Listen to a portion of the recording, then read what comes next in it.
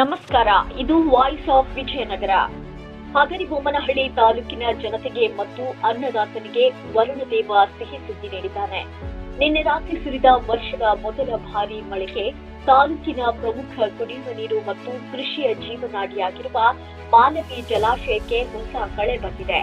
ಬೇಸಿಗೆಯ ಭೀಕರ ಬಿಸಿಲಿಗೆ ಬತ್ತಿ ಹೋಗುತ್ತಿದ್ದ ಜಲಾಶಯಕ್ಕೆ ಈಗ ಮಳೆ ನೀರು ರಭಸವಾಗಿ ಹರಿದು ಬರುತ್ತಿದ್ದು ಕೃಷಿ ಚಟುವಟಿಕೆಗಳಿಗೆ ಹೊಸ ಆಶಾ ಭರವಸೆ ಮೂಡಿಸಿದೆ.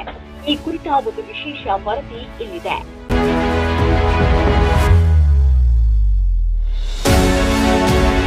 ಹೌದು, ಹಗರಿಬೊಮ್ಮನಹಳ್ಳಿಯ ಮಾಲವಿ ಜಲಾಶಯದ ಮನಮೋಹಕ ದೃಶ್ಯಗಳು.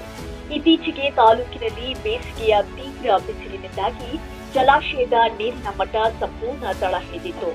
ಇದರಿಂದ ಕುಡಿಯುವ ನೀರು ಹಾಗೂ ಮುಂಬರುವ ಮುಂಗಾರು ಕೃಷಿ ಚಟುವಟಿಕೆಗಳ ಬಗ್ಗೆ ರೈತರಲ್ಲಿ ಆತಂಕ ಎದುರಾಗಿತ್ತು.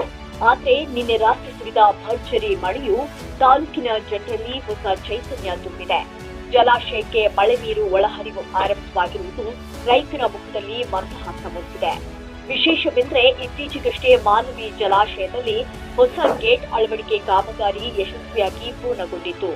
ಈ ಹೊಸ ಗೇಟ್ಗಳ ಅಳವಡಿಕೆಯಿಂದ ನೀರಿನ ಸಂಗ್ರಹಣೆ ಹಾಗೂ ನೀರಿನ ಸಮರ್ಪಕ ನಿರ್ವಹಣೆ ಇನ್ನಷ್ಟು ಸುಧಾರಣೆಯಾಗಲಿದ್ದು ಮುಂದಿನ ದಿನಗಳಲ್ಲಿ ಕೃಷಿಗೆ ಹೆಚ್ಚಿನ ಅನುಕೂಲವಾಗಲಿದೆ ಎಂದು ರೈತರು ಸಂತಸ ವ್ಯಕ್ತಪಡಿಸಿದ್ದಾರೆ.